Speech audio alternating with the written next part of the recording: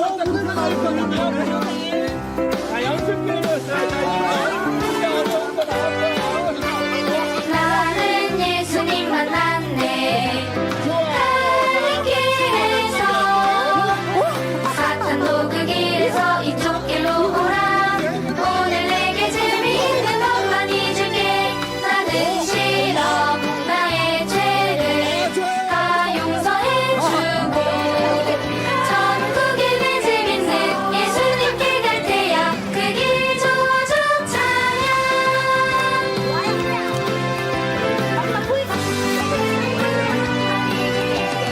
나는 예수님 만났네. 가는 길에서 사탄도 그 길에서 이쪽 길로 오라. 오늘 내게 재미있는 것 많이 줄게. 나는 싫어 나의 죄를 다 용서해주고 천국에 내 집 있는 예수님께 갈 테야. 그 길 조종 찬양.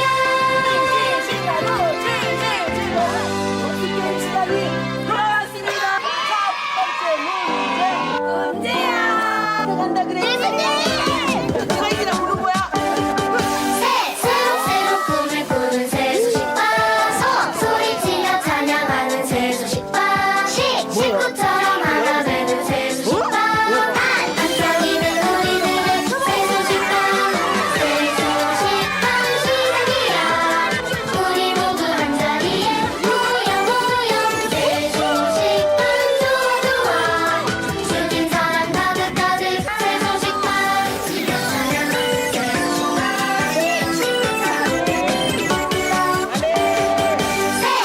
새록 꿈을 꾸는 새소식바 소리치며 찬양하는 새소식바 식구처럼 하나 되는 새소식바 반짝이는 우리들은 새소식바 시작이야. 우리 모두 한자리에 모여 새소식바 좋아 주님 사랑 가득가득 새소식바. 어떠십니까? 우리 유치부 아이들 너무 잘했죠? 우리 유치부 선생님들 너무 수고하셨습니다, 어제. 어제 사실 수성공원에서 야외 전도를 한 지금 장면 보셨잖아요. 근데 나가기 전에 사실 믿음이 이제 좀 연약해가지고 저희들은 속으로 아이들이 몇 명이나 올까? 우리 한 명이든 두 명이든 우리 화이팅 하십시다 하고서 이제 나갔거든요. 근데 이제 하나 둘 모이기 시작하더니 나중에는 17명이 모인 거예요. 우리 아이들 빼놓고.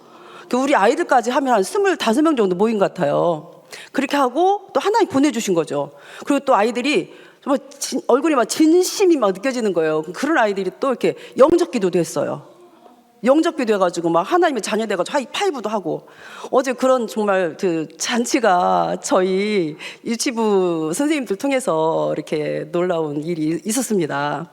네, 근데 정말 이렇게 할 수 있었던 것은 감사합니다, 우리 선생님들.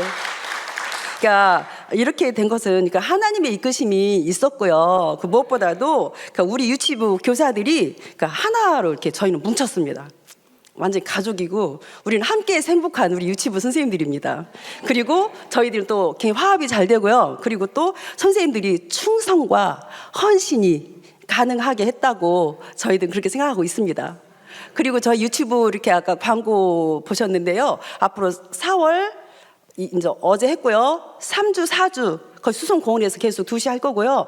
그 다음에 5월 첫째 주 4일 날은 월명 그 체육관에 가서 그 어린이 전도회와 같이 우리 협력할 거고요. 그 다음에 둘째 주, 셋째 주, 넷째 주 계속 거기서 한 자리에서 선생님이 하시면 좋겠다고 아이들이 찾아와서 아이들이 익숙할 수 있도록 하면 좋겠다. 이제 그래서 전반기 저희 전도 목표는 그렇습니다. 계획은. 이제 후반기는 또 저희가 여름 캠프 끝나고 여름 지나고 또 그때 가서 이제 교회 가까운 데다 또 장소를 정해서 할 계획입니다. 기대해 주시기 바랍니다. 감사합니다. 너무 행복하죠? 오늘은 제목이 사명입니다. 왠지 좀 부담이 좀 느껴지시나요? 오늘 그 제목은 사명인데요. 오늘 그 이사야서 6장을 보셨습니다. 그 이사야서 그 6장에는 그 이사야의 그 소명장이라고 합니다. 이사야의 그 환상은 우시야 왕이 죽던 해에 있었고, 유다 왕 우시야는 52년간 통치했으며 문둥병으로 별궁에서 죽었던 왕입니다. 우시야 왕이 통치했을 때 그 국력을 회복해서 태평 성대를 이루었으나 하나님에 대한 열심은 식어갔고 향락과 사치 풍조는 더욱 번져갔습니다. 또 근동 지방의 그 아수르로 인하여서 긴장감이 휩싸이는 그러니까 국제 정세 그 흐름이 또한 심상치 않았을 때였습니다. 이때 이사야 선지자는 국가적인 위기를 직감했고 더욱이 이사야 왕이 세상을 떠나는 것을 보면서 마음이 불안했던 이사야는 성전을 찾아갑니다. 오늘 본문에서 이사야는 이 세상의 그 어떤 왕이 아니라 만군의 왕이시며 하늘의 왕이신 여호와 하나님만이 왕입니다라고 고백하고 그 왕을 오늘 본문에서 만나고 있습니다. 아까 찬양 이렇게 딱 맞았어요. 하나님만이 왕이십니다. 너무 은혜가 정말 은혜가 됐어요. 말씀하고 너무 맞아가지고 저도 너무 놀랐어요. 그 다음에 이스라엘의 왕은 죽었지만 이스라엘의 하나님은 여전히 살아계시고 왕 중에 왕이신 하나님은 여전히 그의 보좌에 앉아 계십니다. 1절에 보면 주께서 높이 들린 보좌에 앉으셨는데, 높이 들린 보좌는 다른 보좌들보다 높아서 그것들을 다스리십니다. 이사야는 그때 주 예수님을 보았습니다. 오직 여호와 하나님 말씀, 그 말씀을 들고 나아가는 예언자로서 부름을 받고 있는 장면이 바로 오늘 본문 말씀입니다. 3절에 보면 거룩하다 거룩하다 거룩하다 만군의 여호와여. 거룩하다를 반복한 것은 하나님의 거룩하심을 최고로 강조하기 위한 것이며, 이사야 선지자는 영광스러운 하나님의 그 환상을 보고 당황했습니다. 5절에 보면 화로다 나여 망하게 되었도다. 나는 입술이 부정한 사람이요 라고 고백합니다. 이것은 나는 죄인이요 특별히 말로 범죄하였나이다 라고 말하고 있는 건데, 이사야가 무슨 말로 하나님 앞에 범죄했는지 우리는 알 수 없지만 그는 하나님 앞에 정결하지 못했던 자신의 삶의 원인이 바로 입술 때문이었음을 고백하고 있습니다. 현재를 살고 있는 우리도 하나님 앞에서 몹시 슬퍼해야 할 것이 있는데, 그것은 우리의 입술이 부정하다는 것입니다. 우리는 이것을 슬퍼해야 합니다. 우리의 입술이 부정한 것을 고통스럽게 여겨야 합니다. 왜냐하면 우리의 입술이 하나님께 거룩하게 변화되지 않았기 때문입니다. 우리는 말로 인해서 의롭다 하심을 얻을 수도 있고 정죄함을 받을 수도 있기 때문에 우리의 입술이 하나님께 거룩하게 바쳐져야 합니다. 아멘. 이때 그 스랍이라는 아주 기이한 피조물이 나오는데, 스랍이 제단에서 뜨거운 숯불을 가지고 와서 이사야의 입에 대며 이렇게 말합니다. 7절, 이것이 내 입에 닿았으니 내 악이 제하여졌고 내 죄가 사하여졌느니라 하더라. 이사야 입에 대어진 그 숯불이 이사야를 정결하게 만듭니다. 이 거룩하고 성결한 숯불이 이사야에게 닿았고 이 숯불이 이사야에게 전달되어서 거룩하여졌습니다. 하나님의 거룩함으로 이사야는 변화가 되었습니다. 하나님은 이사야에게 말씀하십니다. 내 혀로 짓는 죄가 제하여졌고 죄를 지으려는 너의 타락한 성향들이 하나님의 은혜로 거룩하게 되었다고 말씀하십니다. 에스겔서에서도 거룩에 대한 이야기가 나옵니다. 에스겔서 47장 우리 찾아서 같이 읽어보시겠습니다. 에스겔서 47장 1절에서 12절 말씀입니다. 47장 구약 1227쪽입니다. 뜻을 생각하시면서 천천히 읽어보시겠습니다. 자, 1절부터 12절 다 찾으셨나요? 자, 다 찾으셨습니까? 읽으시겠습니다. 시작. 그가 나를 데리고 성전문에 이르시니 성전의 앞면이 동쪽을 향하였는데 그 문지방 밑에서 물이 나와 동쪽으로 흐르다가 성전 남쪽으로 흘러내리더라. 그가 또 나를 데리고 북문으로 나가서 바깥길로 꺾여 동쪽을 향한 바람 이르기를 본즉 물이 그 오른쪽에서 스며 나오더라.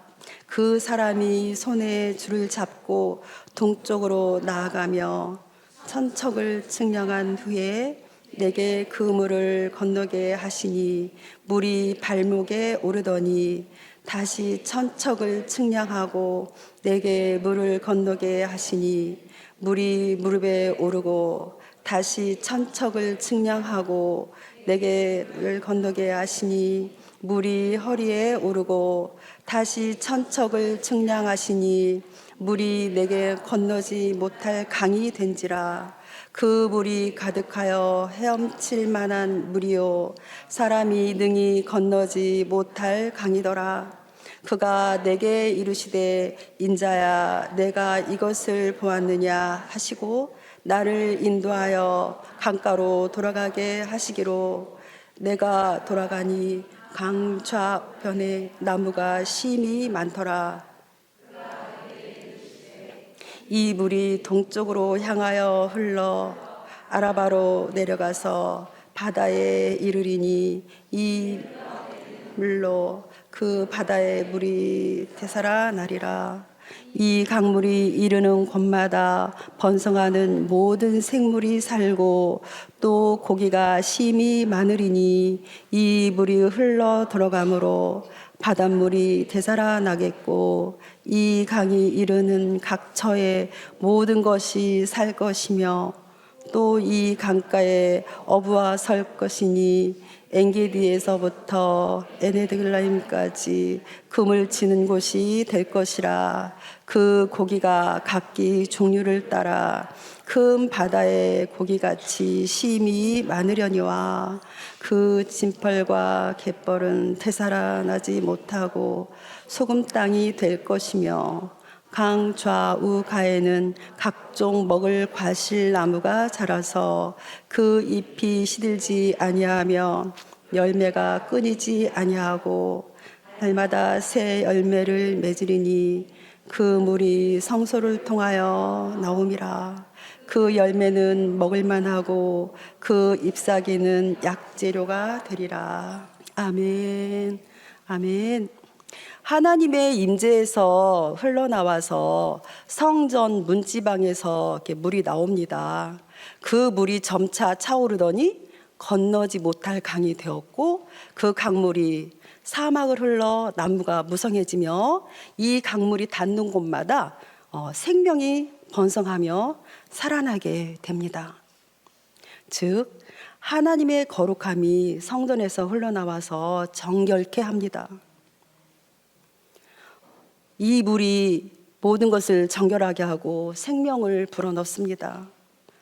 거룩함을 입은 이 선지자와 하나님께서는 대화하시면서 말씀하십니다. 내가 누구를 보내며 누가 우리를 위하여 갈고 하시니 그때 이사야가 대답합니다. 내가 여기 있나이다. 나를 보내소서라고 말합니다. 이렇게 이사야 선지자의 사명이 새로워집니다. 이사야는 자신을 들여 그 일을 하겠다고 합니다. 내가 가겠나이다. 그리고 그 결과도 하나님께 맡기겠나이다. 나를 보내소서. 그 말은 준비가 되어 있음을 의미하며 나를 보내소서라는 단어의 뜻은 아무리 어려운 일들도 이겨낼 각오가 되어 있나이다. 제가 단단히 결심하였나이다 라는 뜻을 갖고 있습니다. 여기에서 보듯이 하나님께서는 선지자를 보내셔서 그의 이름으로 이스라엘 백성들에게 보내려고 하시는 것을 알 수가 있습니다. 이렇듯 하나님께서는 우리에게도 그의 마음을 전하시기를 기뻐하십니다. 하나님의 마음을 전하시기 위해서 하나님은 사람들에게 직분을 맡기시는데, 사람들에게 직분을 맡기시는 것도 그리스도께서 하십니다. 로마서 10장 15절 화면 보고 읽어보시겠습니다.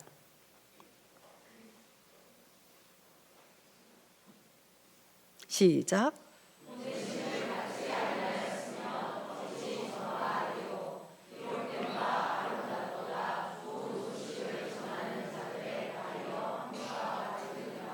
아멘.